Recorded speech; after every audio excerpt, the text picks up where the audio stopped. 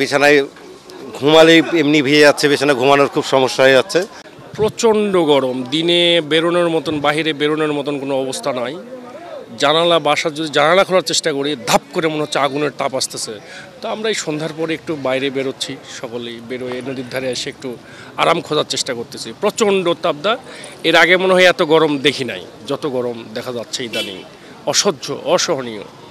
বৈশাখ মাস শুরু হওয়ার পর থেকে দিনে প্রচণ্ড গরম এবং বিছানায় ঘুমালেই এমনি ভিজে যাচ্ছে, বিছানায় ঘুমানোর খুব সমস্যা হয়ে যাচ্ছে।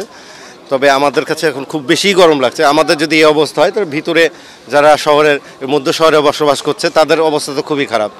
সারাদিনে যে গরমটা আছে তারপরে একটু হালকা হলে এখন একটু স্বস্তি আছে, কিন্তু তারপরে ওরকমভাবে না, হাওয়াটা হলে একটু গরমটা কম লাগতো। আসলে রাজশাহীতে এরকম গরম মানে হ্যাঁ আমি মনে হয় আমার বয়স অনেক হয়েছে, কিন্তু এতটা গরম এর আগে কোনোদিন অনুভব করিনি। রাজশাহীতে যে গরম পড়ছে এই কারণে আসলে দোকানপাট তো সব কেউ বাইরে বেরোতে পারছে না তাপদাহর কারণে। এটা ভালো একটা দিক যদি রাতে খোলা থাকে, কিছু মোটামুটি 12টা পর্যন্ত যদি দোকানপাট সব খোলা থাকে। গরম থেকে বাঁচার জন্য তো আমরা সবসময় এটাই চিন্তা করা উচিত যে যেভাবে আমাদের গাছগুলি নিধন হচ্ছে, আশেপাশে আমাদের বনগুলি হারিয়ে যাচ্ছে, গাছপালা। তো আমাদের এই জায়গাতে প্রত্যেকের যার যার জায়গা থেকে উচিত প্রত্যেকের বাড়ির আশেপাশে একটা বা দুইটা গাছ আমাদের লাগানো উচিত। এর ফলে আমরা হয়তো আগামী বছরগুলিতে এর সুফল ভোগ করতে পারবো। আসলে শহরের মধ্যে পদ্মাপাড়ে, শহরের মধ্যে যে গরমটা, যেই গরমের যেই অত্যাধিক তীব্রতা, পদ্মাপাড়ে এসে আমরা কিছুটা স্বস্তি বোধ করছি।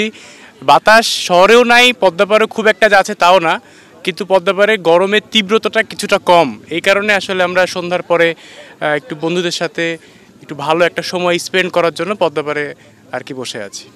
গরম তো অনেক, যত দিন যাচ্ছে তত গরম তীব্রতা বাড়ছে। আজকে 41 এরকম ছিল, তো দিনের বেলা বের হওয়ার মতন অবস্থা ছিল না, এতই গরম ছিল। বৈশ্বিক উষ্ণায়নের এটা অংশ হিসাবে আমরা যদি বিশ্বের দিকে তাকাই তাহলে দেখতে পাচ্ছি যে দুবাই আকস্মিক একটা বন্যা, যেটা মরু দেশ হিসেবে আমরা একদম অপ্রত্যাশিত। আর বাংলাদেশেও এই গত কয়েক বছর ধরে অস্বাভাবিকভাবে দেখা গেল যে শীতকালে দৈর্ঘ্য বেড়ে যাচ্ছে, তারপর আবার আপনার অপ্রত্যাশিত গরম। তো সব কিছু মিলে আমার কাছে যেটা মনে হয় যে অপরিকল্পিতভাবে যে বৃক্ষ নিধন বাংলাদেশের পরিপ্রেক্ষিতে যে ধরনের বনাঞ্চল থাকার কথা সে অনুপাতে নাই।